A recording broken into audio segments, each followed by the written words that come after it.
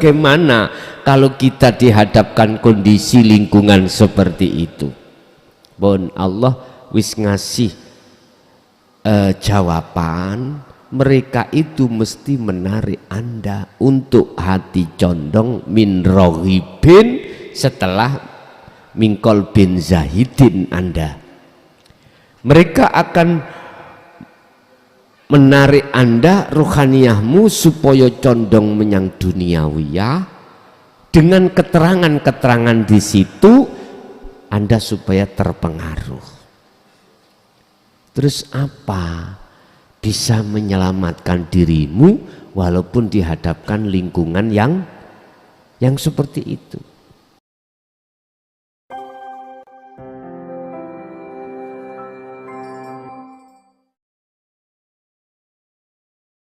Assalamualaikum warahmatullahi wabarakatuh.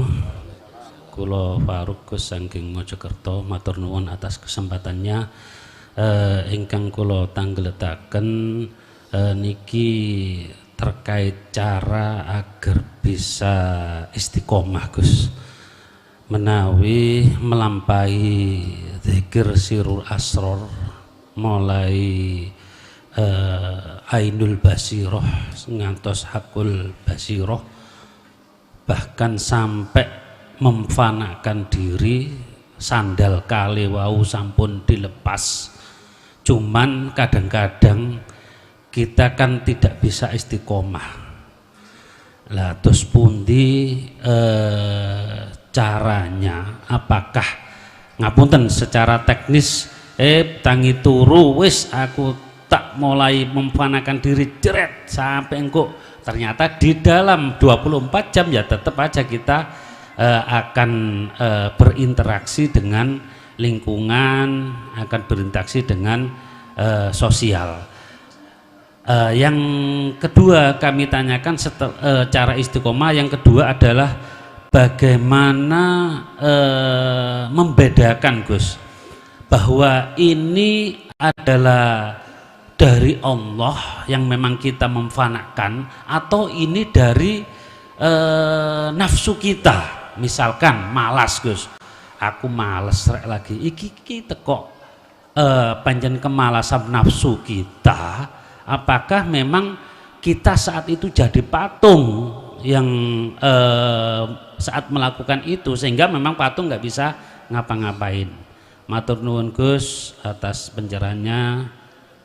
Assalamualaikum warahmatullahi wabarakatuh. Waalaikumsalam warahmatullahi wabarakatuh. Yang pertama, kita itu tidak bisa untuk menolak diri dari pengaruh-pengaruh lingkungan, karena kita itu hidup di tengah-tengah lingkungan. Allah telah memberikan satu keterangan tentang hal itu terhadap orang-orang yang hatinya sudah condong pada Allah supaya waspada terkait apa pengaruh lingkungan. Hal itu tertuang di dalam surah Ali Imran ayat 100. Ya ayyuhalladzina amanu, he wong sing atine wis condong menyang aku, intuti ufariqon, manakala kau mengikuti farikon itu sebagian golongan yang besar. Kan manusia itu dihadapkan dua golongan, terbagi menjadi dua golongan. Golongan pertama waminhum man hadallah, kalau masuk dalam lingkungan ini aman sampean.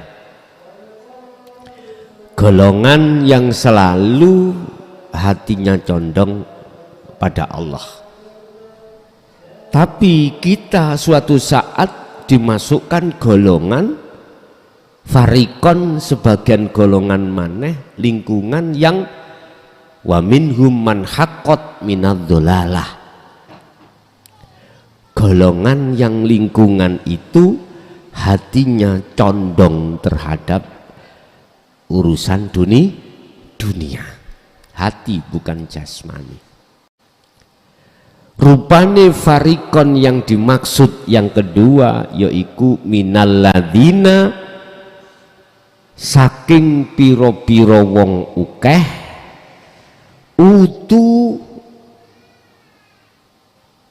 alkitabah, utu kang den tekaake sapa ladina alkitabah ing kitab, berarti wong sing hatinya mewah dengan urusan selain Allah.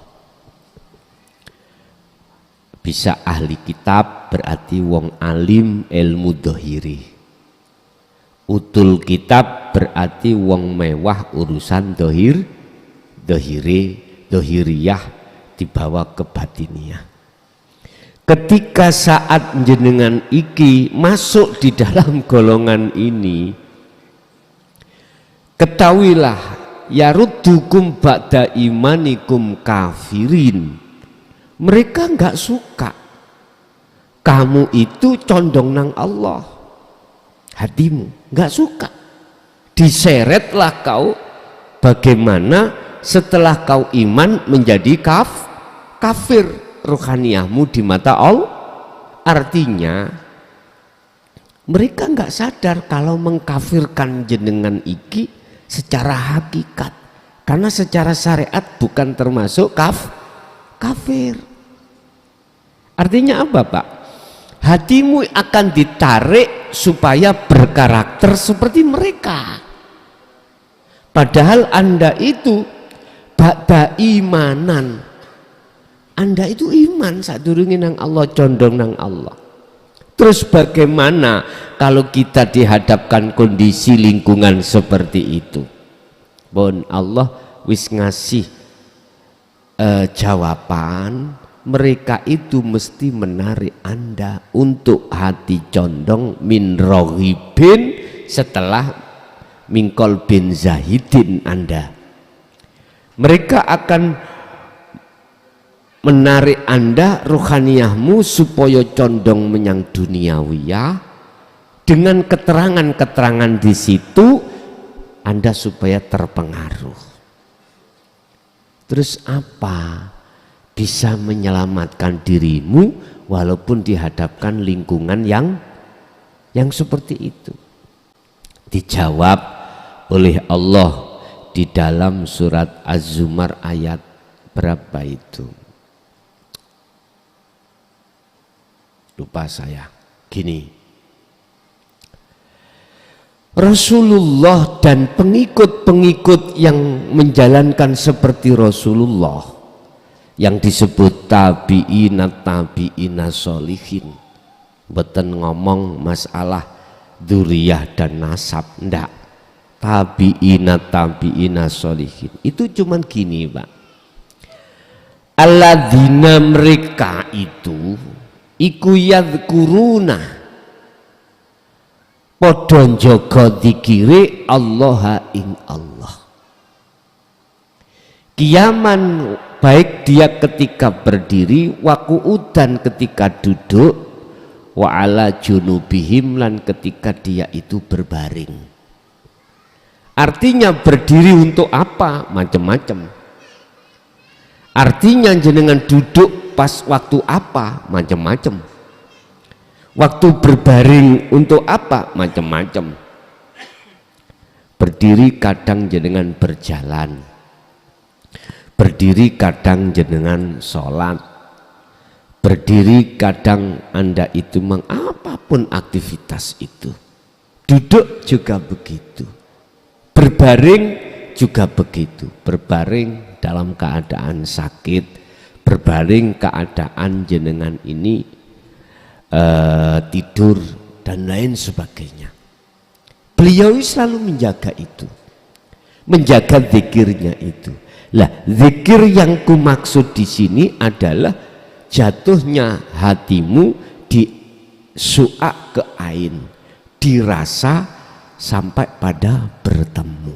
Ini hanya ini caranya.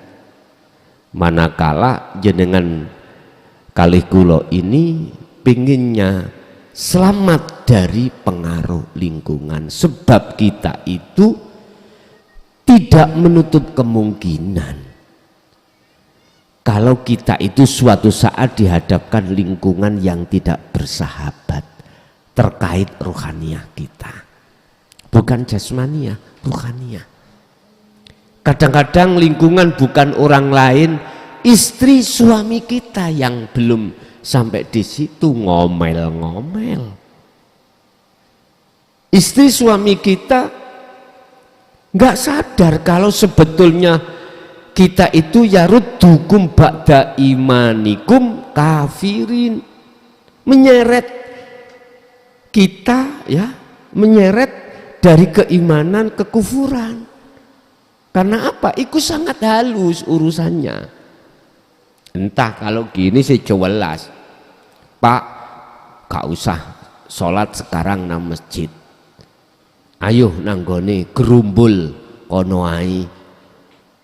Artinya gerumbul kono mujo-mujo utawa mlebu nang agama lain. Secara syariat kan jelas niki. Bukan itu yang dimaksud. Bukan. Yaruddukum, mereka itu menarik kamu imanikum dari iman yang benar, hatimu dijadikan kafirun. Jadi yang menarik gak merasa kalau mengkafirkan jenengan. Kadang-kadang orang dekat kita sendiri, kadang-kadang entah itu orang tua kita, lah iya duweni anak situk gak gelem nyambut gawe sing tekun, penggawaane mangan turu. Kadang-kadang gak gitu tuh ya, kadang-kadang kita ya Allah. Bapak Ibu hadirin jamaah rahimakumullah, Allah sudah memberikan rahasia bahwasanya mereka adalah yaruddu, narik Anda supaya karakter hatimu itu tidak ke Allah. Udah, itu lingkungan yang tidak bersahabat. Tetapi juga Allah memberikan solusi. Banyak ayat solusinya supaya Anda tidak terpengaruh. Ayat lain Al-Ahzab, ya ayyuhalladzina amanu dzkurullaha dzikron katsiron. Saukeh-ukeh, sebanyak-banyaklah kau berzikir pada Tuhanmu, pada Allah. Berarti piye dimaksud zikir? Ya kesadaran hatimu. Makanya teman-teman thariqah ada yang begini Pak Bu, Gus kula niku sudah kadung zikir siri iku gak isok putus. Saya sadar zikir siri tidak bisa menjadikan solusi untuk masuk di musyahadah wusul pada Allah. Saya sadar kalau kuncinya itu di sirul asr. Tapi aku gak bisa melepas sirul asr, gak bisa melepas zikir sir Gus. Bagaimana? Kumandangno terus. Kumandangno. Ya iki jenenge wong adus bajune sik dipake. Iso ta Pak ya? Jenengan mandi tapi sik rukuan. Mandi ambek ruku gak apa-apa. Lho carane nyabun ya apa Gus? Ya ojo sing disabun ojo rukuwe klambine ojo. Ya baju apa jenis badanmu sing kok sabun. Maksudnya apa? Ngeten Pak. Bener lahirmu iku ngomong aku, wong liya ngomong makhluk aku itu. Tapi di dalam hatimu bukan aku makhluk, paham ya? Iki laksana orang yang mandi tapi masih memakai baju. Ya, sekarang pilihin. Kui adus mandi pakai baju atau enggak pakai baju alias dilepas semuanya bajunya, lebih plong mana. Tapi bukan berarti jenengan pakai baju mandi itu disalahkan, tidak. Enggak. Artinya yang kau basuh itu adalah badan, bukan kulit, bukan baju. Anda mandi kan macam-macam alasannya. Entah hawa panas iki ben dadi adem lah ngono nggih. Sing ongkep ben gak ongkep. Sing ana kotorane ben ilang kotorane. Jadi boleh jenengan ini berzikir sirul asrar, jenengan masih memakai zikir sir. Enggak apa-apa, karena itu tidak bisa kau lepas. Ya sudah, jalan aja terus. Dan jenengan gak kadik zikir sir, langsung sirul asrar mudah. Ya udah, berarti laksana Anda ini mencari sesuatu. Segere awak mandi bisa ketemu dengan cara melepaskan baju. Monggo, mana di antara Anda yang ingin pilih? Wa qala aidan, Allah juga mengatakan tentang zikir ini, hanya zikir itu Anda akan bisa bertemu Allah. Berarti kudu dikongkon jaga zikiri. Tetapi perlu diketahui, di dalam kekasih Allah di maqam musyahadah itu ada 3, fana, kamil, bakok. Sebelum dibakok siapapun kita, walaupun sudah tahu masing-masing sistem cara untuk selalu bertemu Allah, selama belum ada dibakok, tetap kita itu diuji Allah lewat lalai.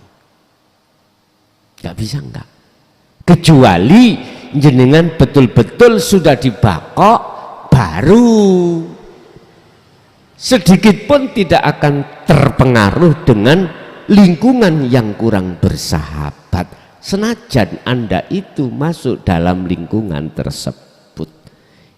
Iki cara istilah ikan, betul-betul ikan yang sudah hidup, bisa hidup di tengah air yang asin, yaitu ikan di laut, baru maksum itu sudah.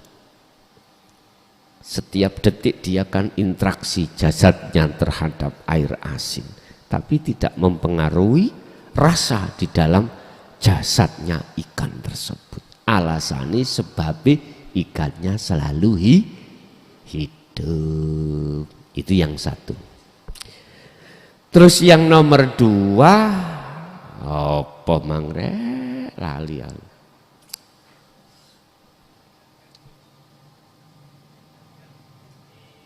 Oh, membedakan, gini. Membedakan antara itu dari Allah dan dari nafsu. Mudah. Apapun yang terjadi pada diri Anda, ya, kalau hati kita itu duduk di takholi, jelas dari nafsu, jelas dari nafsu. Kita tidak melihat apa yang muncul dalam diri kita atau di luar diri kita. Kalau ruhaniyah posisi di takholi loh ya, takholi itu apa dah? Takholi itu hati kita masih memperlakukan selain Allah, masih memperlakukan selain Allah itu bisa mendatangkan mudarat dan manfaat. Itu berarti takholi. Atau ringkesnya, dalam diri kita masih muncul keakuan makhluk atas segala apa yang terjadi. Ini jelas datangnya dari nafsu diri kita sendiri. Wis. Yang kedua, ini tujuannya untuk nengeri kalau itu dari Allah ataukah dari selain Allah. Yang kedua, hatimu manakala duduk di tajalli, jelas apapun itu bentuknya, ini semuanya dari Allah. Apa tajalli? dalam dirimu itu sudah tidak berlaku makhluknya. Berarti akunya Allah dalam hatimu itu sudah tidak ada selain itu. Termasuk dirimu sudah lepas. Apapun tuh Pak ya. Contoh, mensikapi di luar diri Anda. Di situ ada maksiat ya, ada taat, ada bala, ada nikmat. Anda kalau hati duduk di tajalli, maka itu datangnya dari Allah. Berarti hukum ini hanya berlaku pada hatimu yang duduk di tajalli, dan tidak berlaku bagi orang yang duduk di takholi. Nggak bisa. Dan atau muncul dalam diri jenengan. Perkara apa yang muncul dalam diri Anda? Kalau ruhaniyahmu itu betul-betul dikatakan duduk di tajalli, maka hukum itu berlaku pada diri Anda. Hukum yang bagaimana? Hukum yang semua ini datangnya dari Allah. Tapi belum tentu hukum ini akan berlaku bagi orang yang duduk di takholi. Gak berlaku. Nyun sewu, kita nggak usah bicarakan orang lain, diri kita sendiri. Ketika saat kita masih di takholi dulu, hukum yang mengatakan keakuan Allah dalam hal aktivitas apapun nggak mungkin terjadi dalam dirimu. Mesti dirimu ngomong, ya aku sing sholat, ya aku sing dzikir, ya aku sing semuanya. Jadi hukum yang berlaku pada diri kita adalah hukum pengakuan diri kita. Pengakuan diri Allah nggak pernah terjadi.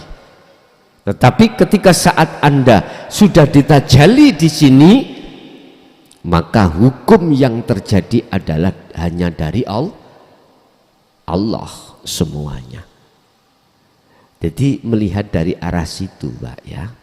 Tengerane tandanya itu takholi atau tajalli. Ya, ada lagi.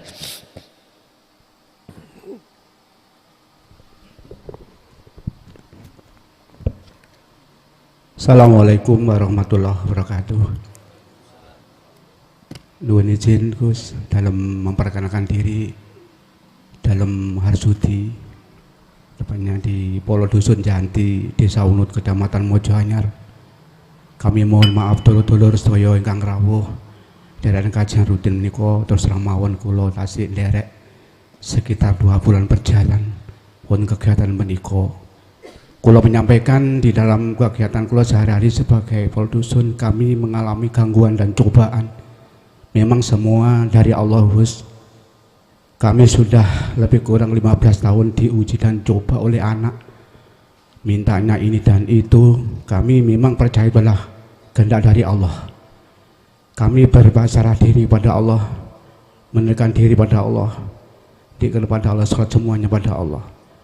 Tapi semakin lama masih menghantui diri saya dan keluarga saya, termasuk istri saya.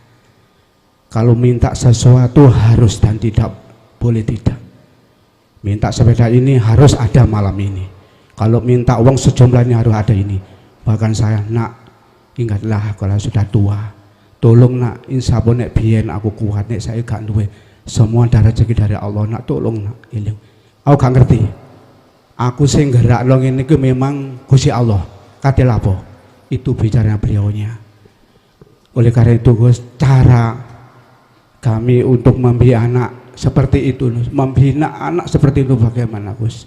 Itu caranya. Bahkan kami berusaha kepada termasuk pihak terkait, baik itu di kepolisian maupun juga di dinas sosial, bahkan juga di kesehatan, puskesmas dan rumah sakit. Saya sudah berusaha maksimal. Tapi memang beliaunya ini terus terang gangguan daripada lingkungan yang amat besar, sehingga terpengaruh beliaunya tidak menghiraukan kepada kami sebagai orang tua maupun ibu ayahnya, bahkan ditentang dianggap saya sudah meninggal, bahwa saya seperti ini adalah wis kehendakku, aku Allah wis nyiptakno aku koyok ngene iki, katelah pokon. Itu jawabnya anak saya. Ya Allah, astagfirullah. Nyuwun pangapunten Gus, nyuwun petunjuk bagaimana cara untuk mengatasi anak seperti itu. Mohon maaf. Assalamualaikum warahmatullahi wabarakatuh. Waalaikumsalam warahmatullahi wabarakatuh. Rasulullah memberikan satu pandangan tentang duniawiyah atau tentang anak. Allah pun juga begitu. Kalau Rasulullah memberikan pandangan gini, apa yang kau hadapi terkait masalah duniawiyah, anak ikut duniawiyah, harta benda duniawiyah, itu laksana kau menghadang perkara yang ada kaitannya dengan tsunami. Tahu tsunami? Air laut, gelombang yang besar itu. Laksana kita menghadapi gelombang yang tinggi, yang besar. Gelombang kan macam-macam Pak nggih. Ada gelombang itu tidak terlalu besar, ada yang terlalu besar. Kalau dalam ayat Allah katakan innama amwalukum, sesungguhnya amwalukum, harta benda, wa auladukum, anak, beberapa anak. Sesungguhnya harta benda dan anak-anakmu iku fitnatun, ujian teko aku. Ujian itu datang ada kalanya lulus atau tidak lulus. Kalau jenengan minta solusi bagaimana anak biar tidak seperti itu, biar seperti apa yang kita harapkan, seperti apa yang diharapkan Rasulullah, misalkan ya, ben kak ngunu dadi anak sing soleh, lah ngoten nggih, gak ngeriwuk atau gak bikin sakit orang tua. Ketahuilah kita sebagai orang tua manusia sifatnya la haula wala quwata. Gak bisa kita itu merubah anak yang asalnya durhaka terhadap orang tua menjadi nggak durhaka, nggak bisa. Kalau ngomong kita yang merubah, nggak bisa, nggak bisa. Sebab kita la haula, tidak punya daya upaya untuk merubah. Wala quwata, dan kita sebagai orang tua nggak bisa aslinya apa kekuatan untuk merubah, nggak bisa. Bisanya itu terjadi karena illa bil, datangnya dari Allah. Loh, biar itu datang bagaimana? Lah ini solusinya. Kembali kepada surah Az-Zumar ayat 54. Sering saya katakan, wa anibu ila rabbikum wa aslimu lahu. Pertama kita harus menemui Allah dulu, karena yang bisa merubah adalah Allah. Yang tadinya kita itu punya wiritan ini, terus Pak Yai engko cek ini sadar wiritan iki misalnya lah ngaten nggih, udah sementara waktu abaikan. Moco gini lah kadang ngono lah. Maksudnya abaikan itu bukan harus ditinggalkan, ndak. Abaikan kalau kau yang melakukan. Dong, itulah maksudnya. Sebab dengan cara begitu kau mudah untuk bertemu Allah. Bertemu Allah. Kalau Anda sudah bertemu, maka tadi saya katakan baru wa aslimu lahu. Kau akan bisa pasrah. Inilah Pak, cara untuk merubah anak itu. Sebab sing gawe ngono ya Allah, sing ngubah ya Allah. Kalau kita melihat dari sisi makhluknya Pak, siapa sih orang tua sing gak ketem-ketem melihat keadaan anak yang berani bicara kasar terhadap orang? Rasulullah sendiri mengatakan, hei anak, kau jangan pernah ngomong berucap dalam lesanmu terhadap kedua orang tuamu cis atau apa, bahasa kasari, ojo ngomong dukuri wong tua. Tapi ini terjadi, tidak hanya ucapan, bahkan kadang fisik. Ini dalam sisi syariat memang disebut anak yang durhaka. Sampai berani bicara nadanya di atas orang tua.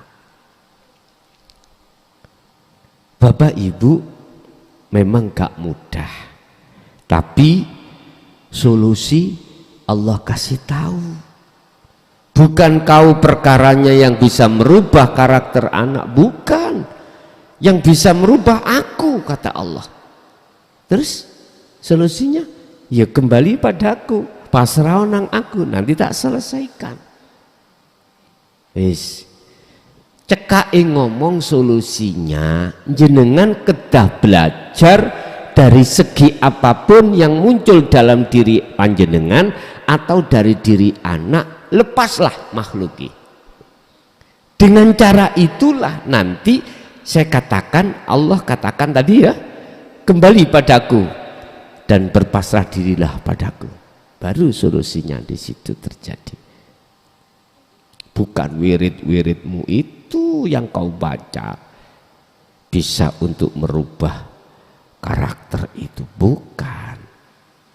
Memang sengaja anak saya hadapkan terhadap dirimu sebagai ujian terhadapmu untuk padaku. Pertanyaannya, kau melihat anak itu atau tidak? Sekarang gini Pak, anak mintanya sadek saknyak lah ngaten nggih. Ya nek ono lah ngaten nggih. Terus nek gak ono iku lho kaya apa? Kadang juga anak ngancam. Terus bagaimana sikap kita? Oke, kalau memang nggak ada, udah jangan hitung-hitungan. Udah adanya apa? Jikalau memang nggak ada, ya sudah. Terus gimana lagi? Terus kita pertimbangan ancaman, ya, ancaman dari anak. Kita berarti membahas tentang secara fisik atau secara dohir. Di situ memang ada anjuran. Kalau kau ngerti kalau namanya api itu panas, ya jangan kau dekati api itu. Iki fisik loh Pak nggih. Kau harus menjauh dari api itu. Itu solusi yang terakhir. Solusi yang terakhir karena pertimbangan fisik. Pertimbangan fisik.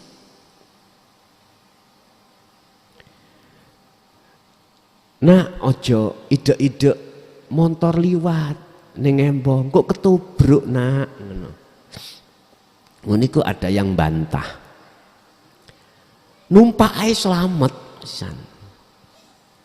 Gak oleh minggir-minggir, gak oleh nyedek-nyedek embong gede, embong besar karena banyak lalu lalang mobil-mobil takut ketubruk.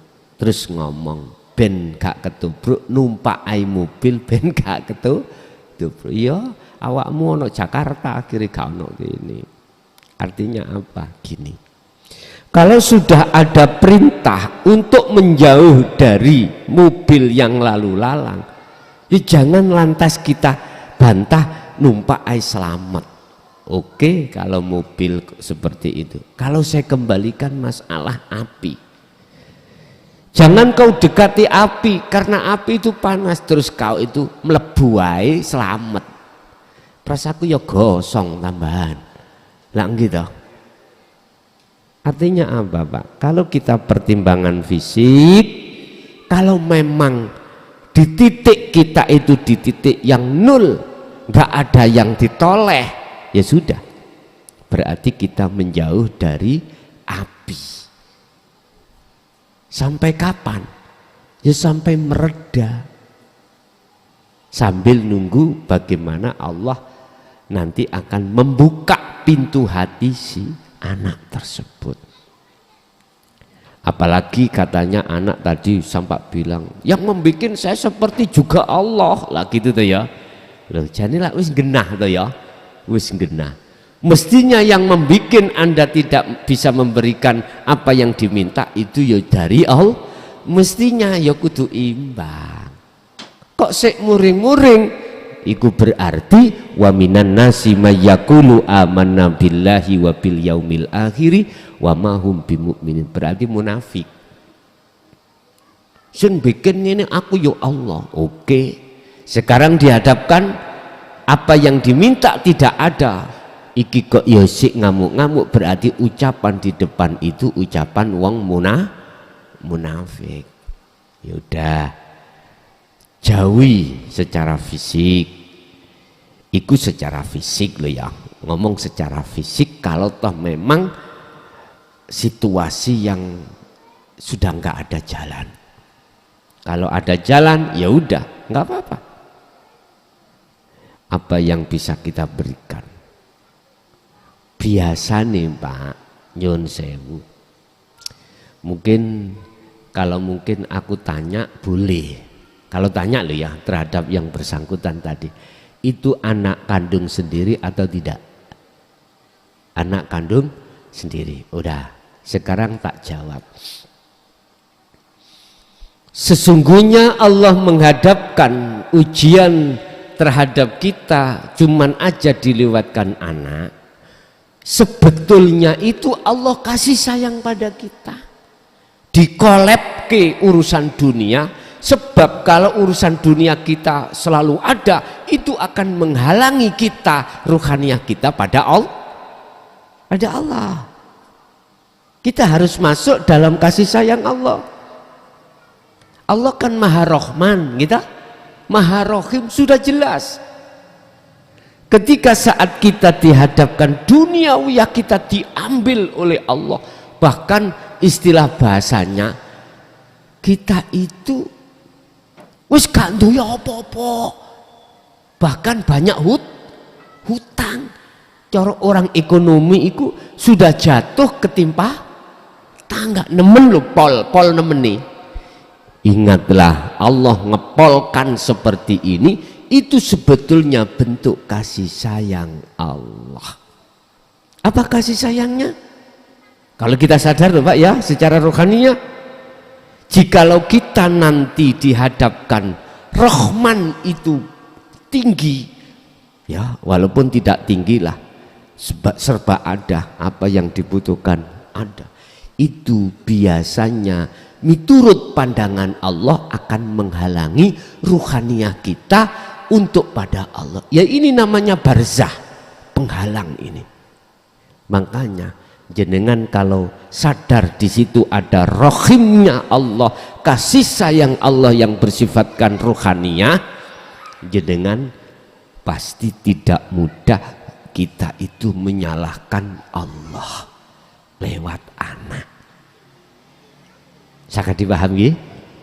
Iku mungkin sebagai tombone ati sampean mawon supaya jenengan iki kali kula belajar hati ini selalu wa aslimu lahu, belajar untuk mengembalikan semuanya itu karena Allah.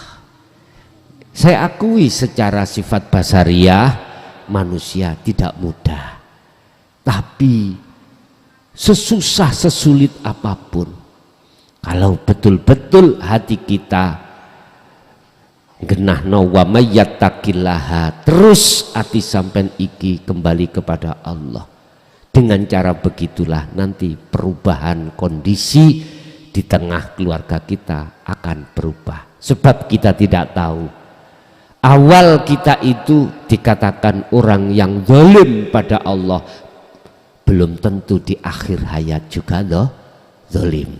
Bisa juga di akhir hayat beliau termasuk anak yang kita kan nggak tahu, awalnya aja seperti itu. Tapi ada keterkaitan dengan riyadhah dan dzikir jenengan pada Allah, itu dijawab oleh Allah, pada akhirnya itu menjadi anak yang soleh ing ngersane Allah. Ya bisa jadi tak. Sebab menungso itu gini Pak, asa terkadang apa yang kita anggap baik itu ternyata jelek. Sebaliknya apa yang kita anggap jelek sebetulnya itu Allah datangkan sesungguhnya itu baik buat kita. Contoh anak tadi kan jelek, gak suka kita sebagai orang tua seperti itu toh. Dan itu baik untuk kita sebetulnya. Itu akan kita tahu itu baik manakala kita itu melihat kasih sayang Allah. Mana kasih sayangnya? Jikalau kita itu urusan dunia itu tidak dikolebkan Allah, kita akan jauh pada Allah hati ini. Wis logikaning ini. Kita numpak kapal atau numpak pesawat. Di tengah perjalanan kapal itu mau tenggelam. Bagaimana posisi kita pada Allah? Mesti merapat. Ya Allah, yang bisa baca Yasin nang Allah, hanya minta pertolongan Allah. Tapi kalau kita sudah aman di daratan, hati kita gimana? Makanya sudah biasa Pak ya, orang itu akan hadir pada kita kalau orang itu sudah kolab bangkrut. Sebab mencari solusi untuk bangkit kembali.